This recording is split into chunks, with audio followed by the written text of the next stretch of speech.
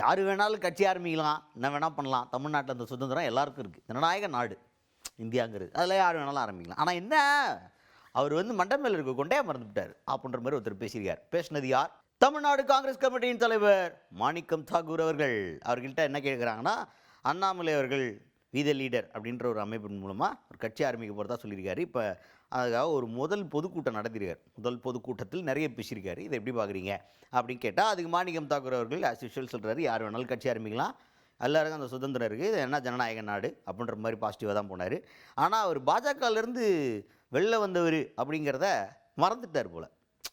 அவர் என்னமோ வெளில வந்துட்டு பாஜகவுக்கும் அவருக்கும் சம்மந்தமே இல்லாத மாதிரி பேசிக்கிட்டு இருக்காரு. அது மறந்துட்டார். மட்டை மேலே இருக்க கொண்டையை மறந்துட்டார் அப்படிங்கிற மாதிரி மறந்து போயிட்டார் அப்படின்னு விமர்சனத்தை முன்வைத்திருக்கிறார் மாணிக்கம் தாக்கூர் அவர்கள். அரசியலில் மாநாடு நடத்துறது என்பதும் புதிய இயக்கம் தொடங்குறது என்பதும் அல்லது அது கட்சியை தொடங்குறதுக்கு முன்னாடி ப்ரிப்பரேஷன் பண்ணுறது என்பதெல்லாம் எந்த தவறு கிடையாது.